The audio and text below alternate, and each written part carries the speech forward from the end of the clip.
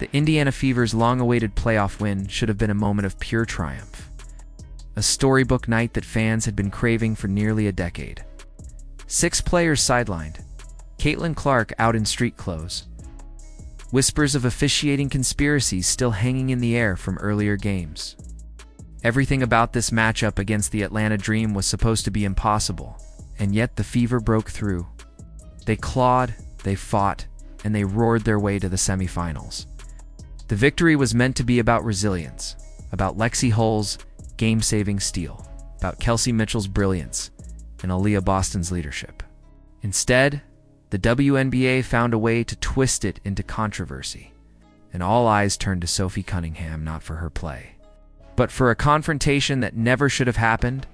Sophie was standing on the court, wearing a bulky leg brace, very clearly not game-ready. She wasn't storming the floor. She wasn't picking a fight. She wasn't doing anything beyond what teammates have always done, checking on a fallen player, showing support, living the game with her team. And yet a league security guard decided this was the moment to step forward, to bark orders at Sophie like she had broken some sacred rule. Cameras caught it all. Sophie confused at first, then annoyed, then fixing the guard with that famous glare that fans know all too well. The expression said everything. Really? This is what you're doing right now? In an instant, the celebration shifted. Instead of basking in the Fevers, returned to the semifinals. The story became Sophie Cunningham versus a rent-a-cop with too much authority and not enough sense. Social media lit up within minutes, clips spreading across Twitter and Instagram, outrage exploding in real time. Fans weren't angry because Sophie overreacted, she didn't. They were furious because everyone could see the treatment was unnecessary, overzealous, and more than a little targeted. And in the WNBA, where narratives often shape perception more than performance, that targeting spoke volumes. Sophie Cunningham has always been branded as the villain. She's outspoken, she's fiery, she doesn't play nice with the media's curated image of what a WNBA star should be. And for that, she's been painted as a problem. Rival fans boo her, the league rarely markets her, and commentators frame her confidence as arrogance. Yet when other players display the same traits, the narrative flips to praise. Passion, swagger, leadership. The double standard is glaring. If this had been Angel Reese, the storyline would have been about her fire and commitment to her team. If it had been Paige Buchers, it would have been about her heart and leadership. But for Sophie, it became a confrontation, a problem, a distraction. The backlash from fans was swift and merciless. Hashtags like Free Sophie and WAIXpose trended almost immediately. People pointed out the hypocrisy, the selective outrage, the league's long history of failing to protect or uplift certain players. This wasn't an isolated mistake. It was part of a pattern.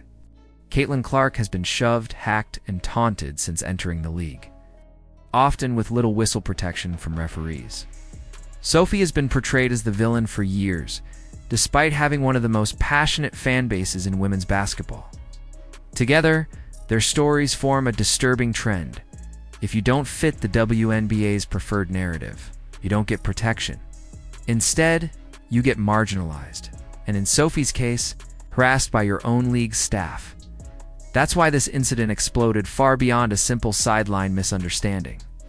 It became a case study in everything wrong with the league's leadership and priorities. Fans weren't talking about Lexi Hull's clutch steal, Aaliyah Boston's brilliance, or Kelsey Mitchell's leadership. They were talking about a security guard barking at Sophie Cunningham. And for casual fans, many tuning into the WNBA for the first time because of Caitlin Clark's presence, this was the impression they walked away with. Not grit, not greatness, but drama created by the league itself. And Sophie's response: pure defiance without theatrics. She didn't blow up, didn't create more chaos. She stood her ground, refused to back down, and let her glare and her body language speak louder than words. Later, when asked about the game, she brushed off the drama with humor, reminding everyone she's not about to let the league write her story for her. That's Sophie. Calm, unfiltered, unapologetic. And ironically, it's that very defiance, the thing the league seems to resent, makes her one of the most magnetic figures in women's basketball. The truth is simple. The WNBA needs players like Sophie Cunningham. She trends regularly. Her clips draw engagement. Her fan base is loud and loyal. She sparks conversation even when she's injured and sitting in a brace. That's the kind of star power any league desperate for relevance should be celebrating.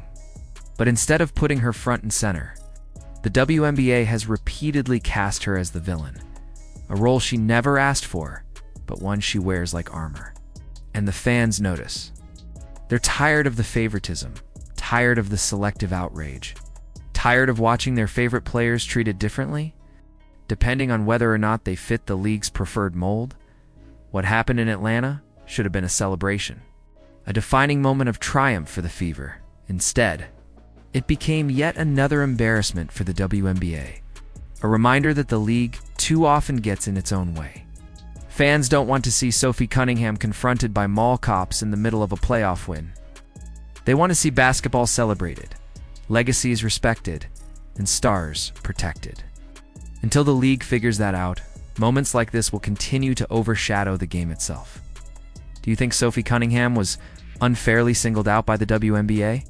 Was this just an overzealous guard, or part of a bigger pattern we've seen play out with players like Sophie and Caitlin Clark?